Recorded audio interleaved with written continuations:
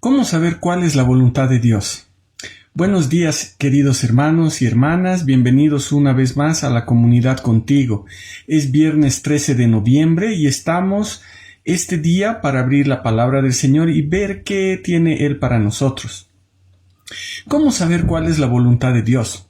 Saben, durante toda mi niñez y mi adolescencia, y también mi juventud, uno de los héroes de la Biblia que más me impresionó fue Gedeón. Y creo que en base a la historia que se narra en el libro de los jueces, muchos de los jóvenes de mi época fuimos empujados a pedir que el Señor nos diera señales palpables para estar seguros de andar en su voluntad.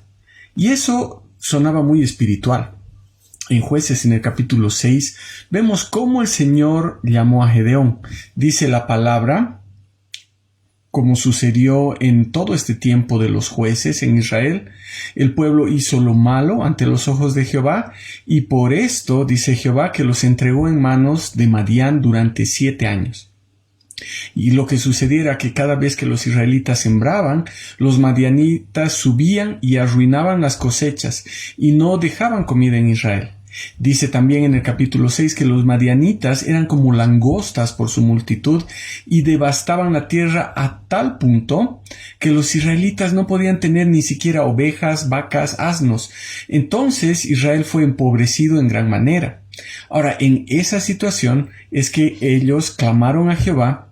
Y es en esa situación que Dios dice que envió un profeta que les dijo, así dice Jehová, Dios de Israel, yo fui el que los hice subir a ustedes de Egipto y los saqué de la casa de servidumbre, los libré de la mano de los egipcios y de la mano de todos sus opresores, los desalojé delante de ustedes, les di su tierra y les dije, yo soy Jehová su Dios. No temerán a los dioses de los amorreos en cuya tierra habitan. Pero ustedes no me han obedecido. No había palabras de aliento en esto que decía el profeta.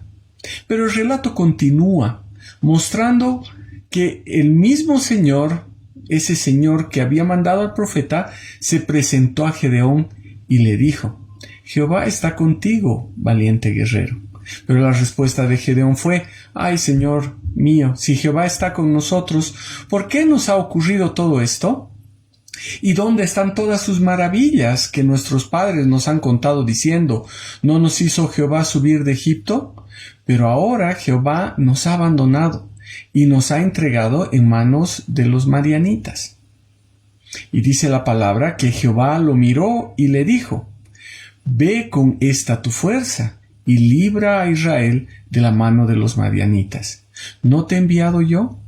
Entonces Gedeón puso varios pretextos, sin entender que era Dios mismo quien le estaba hablando y diciendo lo que iba a hacer. Entonces el Señor le dijo, ciertamente yo estaré contigo y derrotarás a Madián. Pero en su humanidad, Gedeón le pidió una señal a Dios, para que realmente él entendiera que estaba hablando con un enviado de Dios. Entonces dice que fue y preparó un cabrito y preparó panes sin levadura y todo lo puso en una canasta y el caldo, es decir, la salsa que había quedado, la puso en una olla y se la trajo al Señor. Y el Señor le dijo que pusiera la carne y los panes en una peña y que vertiera el caldo encima. Entonces el ángel de Jehová, que estaba hablando con Gedeón, extendió su cayado, su vara que tenía en la mano, y con la punta tocó la comida y de pronto subió fuego de la peña y todo se consumió. Y entonces dice que el ángel de Jehová desapareció de la vista de Gedeón. Recién Gedeón se dio cuenta que el mismísimo Señor había estado hablando con él. Y luego de un encuentro personal de esa forma, podríamos pensar que Gedeón escucharía atentamente lo que haría el Señor en su vida y que haría Gedeón todo lo que el Señor le iba a ordenar. Y en cierta medida fue así. También podemos leer en el relato que el Señor le ordenó edificar un altar a Jehová para ofrecer sacrificios y que destruyera los ídolos que tenía su padre. Y Gedeón hizo como Jehová le había mandado.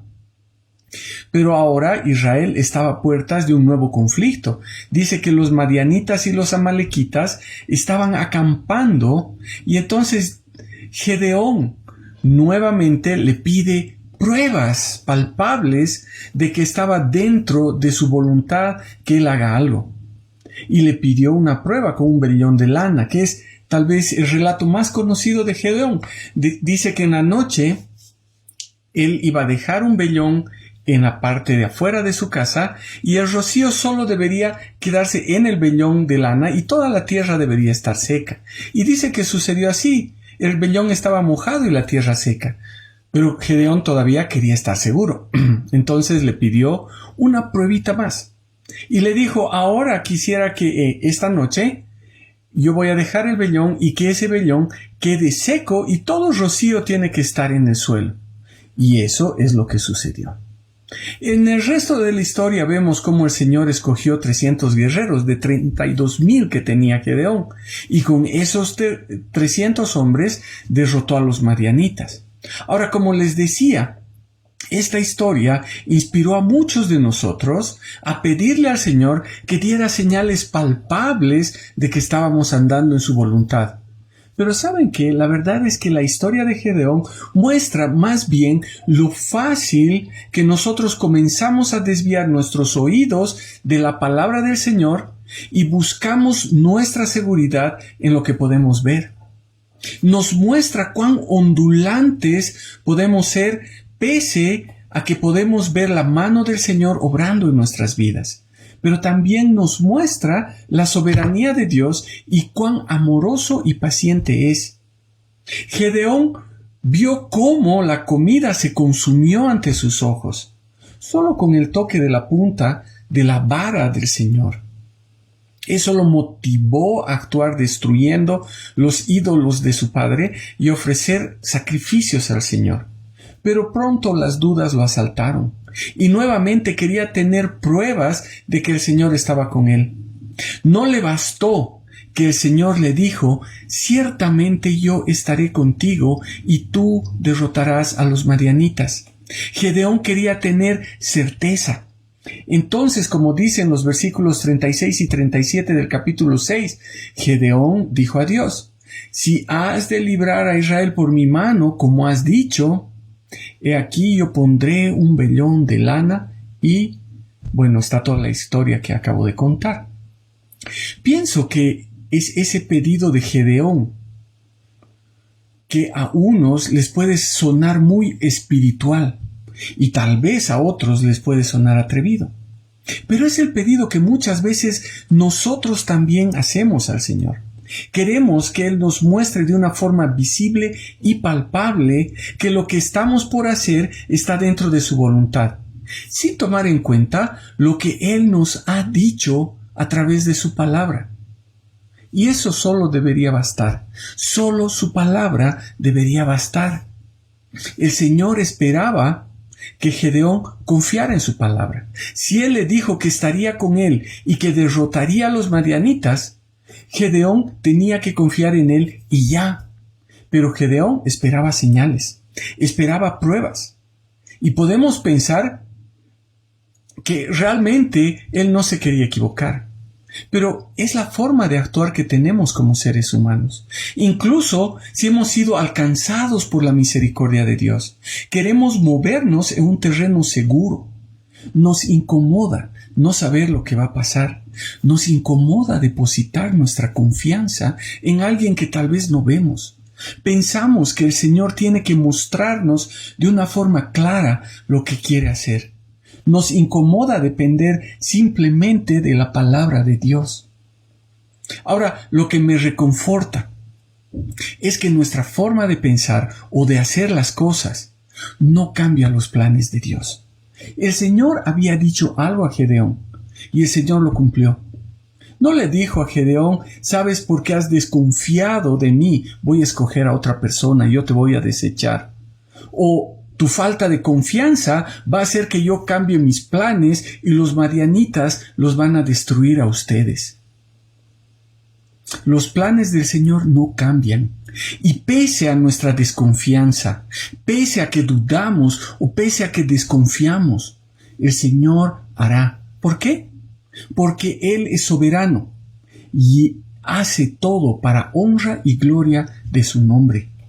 Dice en el capítulo 7 de Jueces que el Señor le dijo: el pueblo que está contigo es demasiado numeroso para que yo entregue a los madianitas en su mano. No sea que Israel se jacte contra mí diciendo: mi propia mano me ha librado.